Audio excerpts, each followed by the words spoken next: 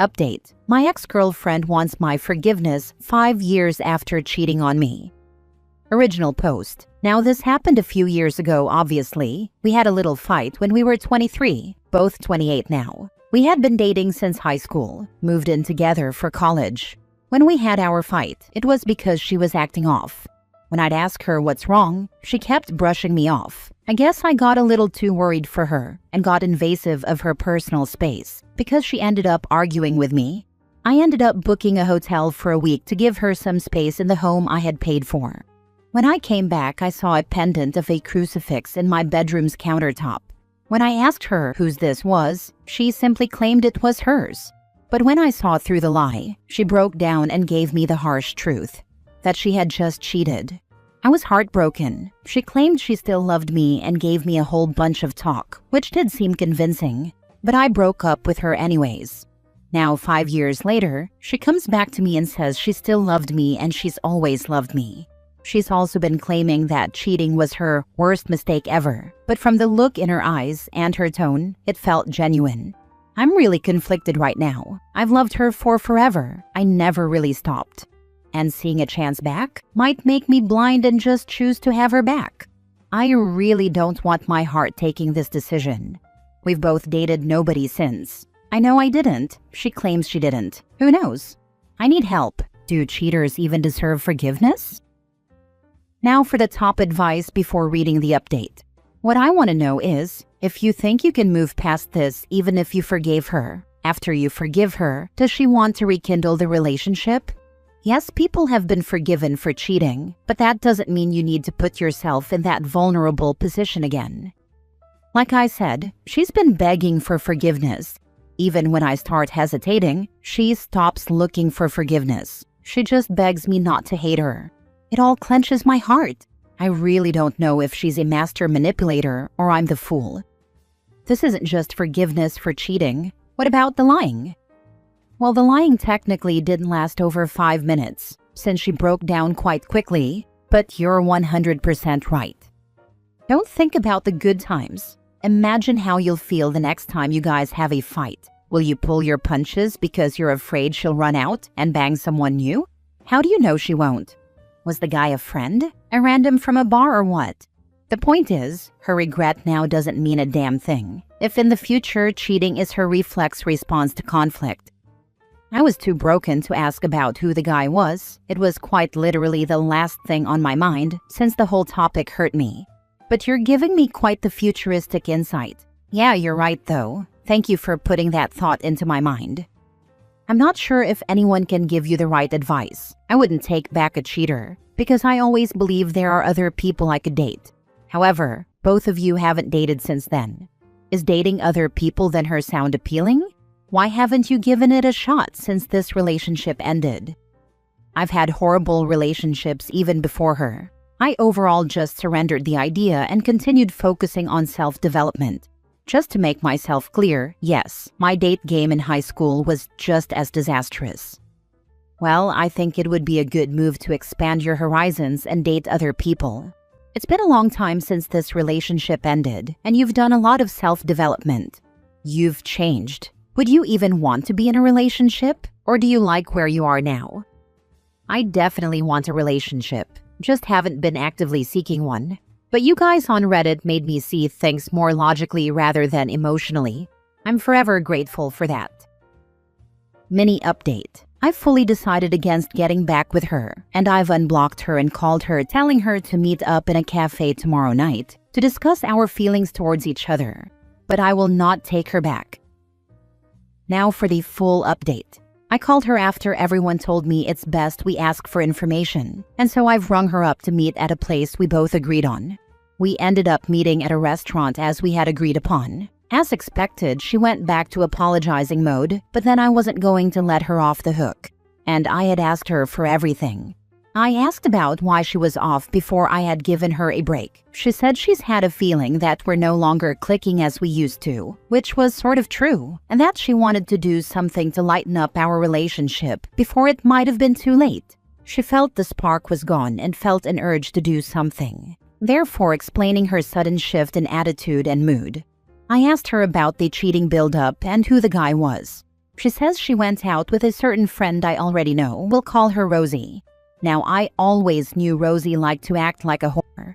She's the kind of woman you'd hook up with and find her gone by the next morning like some Batman crap. But still my ex's friend. She said after our argument, she called up Rosie to rant about our argument. It was a Friday night and Rosie just recommended she drinks her worries away and hit up some bar. They did just that. Once they got too drunk, apparently Rosie just started flirting around, and that gathered attention to her and her clique, which is my girlfriend. Before she knew it, she continued drinking with some other guy while she wasn't sober, and she ended up spending the night at my house with some other guy. She claimed she got furious and heartbroken to pieces, to the point she kicked the guy out immediately, thus explaining the pendant that magically remained after she cheated. She also claimed that she blocked and ghosted Rosie on everything right away, which I can personally confirm because I have not seen my ex and Rosie together in a very, very long time. I asked her after, has she really been single all this time? She confessed that she had tried to find replacements, in which she did not get sexual with at all. But these replacements were never good enough.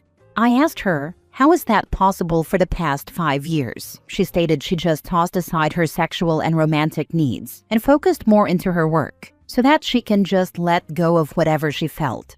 I asked her, how is that possible? To be single in her 20s for so long. She said she had hoped the opportunity to take me back would come, but it never did. She realized the only way to rekindle our relationship is by her own efforts. She said she noticed I'd never come back on my own.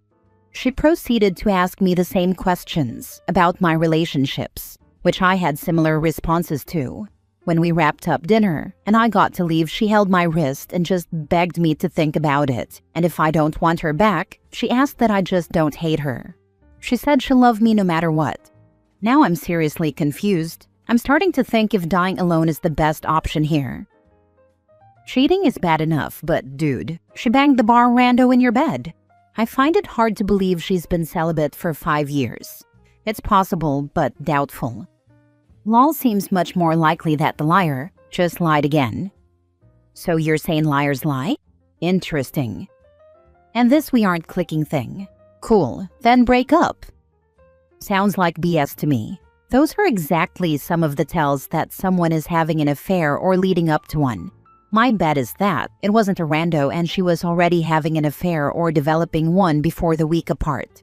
Saying that it was a random person, she was drunk, and she knew it was a mistake immediately is a better cover story than she was cheating on him with another guy for several months. I'm not seeing much work on her part to justify taking her back. She just realized that she ruined a good thing and wants it back. That is not the same thing as having true remorse, working on oneself to figure out why she did it, and doing the work necessary to make sure that it never happens again. My recommendation is to move on, unless there is a whole lot of positive info that OP left out. Next story. I feel awful about breaking up with my ex-girlfriend. I, 26 male, broke up with my girlfriend of 9 months, 26 female last week, and I can't stop thinking about it. My ex is a good person, and she was always super nice and giving, and I really liked her. I just didn't feel any spark. About a month before I broke up with her, I met another woman, 27 female, and all that I didn't have with my ex I have with her. I never cheated, but I did break up with my ex to pursue this other woman. When I broke up with my ex, she didn't seem sad. She just nodded and said something along the lines of, I knew this would happen eventually. I asked what she meant, and she told me that she's always been a stepping stone partner, that she will date somebody on a temporary basis, and then they end up finding a person they love. I laughed, thinking it was a joke, but it wasn't.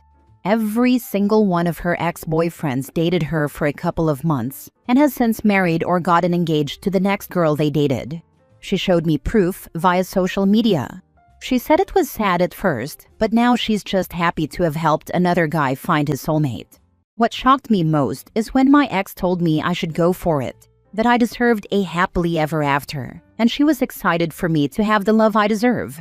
I haven't spoken to her since, and I have started seeing my current girlfriend, but I can't get out of my head the moment she told me she knew our relationship wouldn't last, thanked me for my time, and encouraged me to pursue my girlfriend. It feels super uncomfortable to realize that my ex enters relationships expecting them to be temporary. I don't know what to do or say or feel. That's super depressing. It sounds like a lot of these guys dated her for far longer than they should have, so she's become hyper aware of the signs when they start pulling away. I hope she finds happiness with someone who is crazy about her. A friend had the experience of OP's ex-girlfriend. The cycle lasted almost 3 years and it was hard. Then she stopped dating for almost a year, and when resumed dating, she met her man 3 months later, and they married 4 years later. Why it happened, I don't know, but life can be unpredictable and unfair. I'm more confused on how you date someone for 9 months and don't feel a spark. You do, if you are using them like OP did until he found someone else. 100% this. I have zero idea why people do this, but it seems to be quite common. If you don't feel a spark, then communicate that to the other person before things progress. Or better yet, cut the other person loose so they can find a real romantic partner. If you don't communicate it or put brakes on the relationship, then stuff like this happens. You meet someone who you are attracted to and bam, relationship is over. I can't imagine using someone like this. I'm manifesting that she'll find a man that doesn't use her as a stepping stone and wants to be with her wholeheartedly. Poor girl. Same. I want her to experience the love of her life permanently. She deserves that. I was a lot like this girl for the longest time, and then I met my husband and we've been stuck to each other since. He truly is the love of my life, and all the other crap was worth it, if it meant I got to meet him.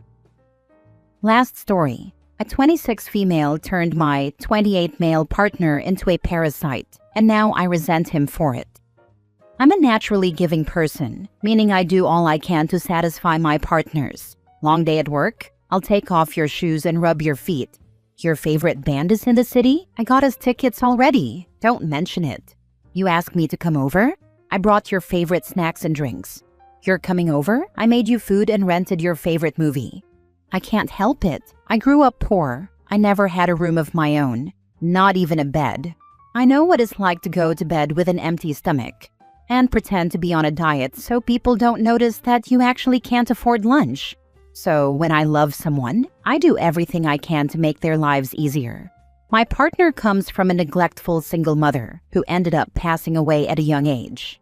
It took a very long time for him to even feel comfortable enough to share anything that was going on with his life, because that's what he was taught at a young age.